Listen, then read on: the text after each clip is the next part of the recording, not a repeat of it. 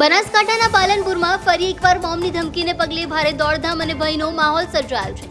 પાલનપુરની મુખ્ય પોસ્ટ ઓફિસને બોમ્બથી ઉડાવી દેવાની ધમકીભર્યું મેલ મળતાની સાથે જ કચેરીના કર્મચારીઓ અને હાજર અરજદારોમાં ફફડાટ વ્યાપી ગયો હતો। વડી કચેરી તરફથી તાત્કાલિક સૂચના મળતાની સાથે જ સમગ્ર પોસ્ટ ઓફિસને એકાએક ખાલી કરી દેવામાં આવી હતી।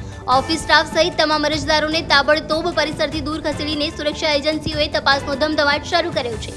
નોંધનીય છે કે અગાઉ 2 વખત પણ કલેક્ટર કચેરીને આવી જ રીતે બોમ્બથી ઉડાવી દેવાની ધમકી મળી ચૂકી છે। ત્યારે હવે પોસ્ટ ઓફિસને નિશાન બનાવતા તંત્ર દ્વારા આ મામલાને અત્યંત ગંભીરતાથી લેવામાં આવ્યો છે। હાલ પોલીસ અને સુરક્ષા એજન્સીઓ આ ઈમેલ પાછળના તત્વોને શોધવા અને કચેરીમાં તપાસ કરવા માટે યુદ્ધના ધોરણે કાર્યરત છે।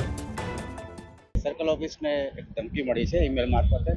એ પાસપોર્ટ ઓફિસમાં બોમ્બ પ્લાન્ટ કરવામાં આવ્યો છે ને મે બી 12:30 से વિસ્ફોટ થઈ શકે। એટલે સુરક્ષાના ભાગરૂપે અમે આખું અમારું પ્રિમાઇસ ખાલી કરાવી દીધું છે અને કન્સર્ન બધી ઓથોરિટીને અમે જાણ કરી દીધી છે અને સુરક્ષાના પગલાં અમે લઈ લીધા।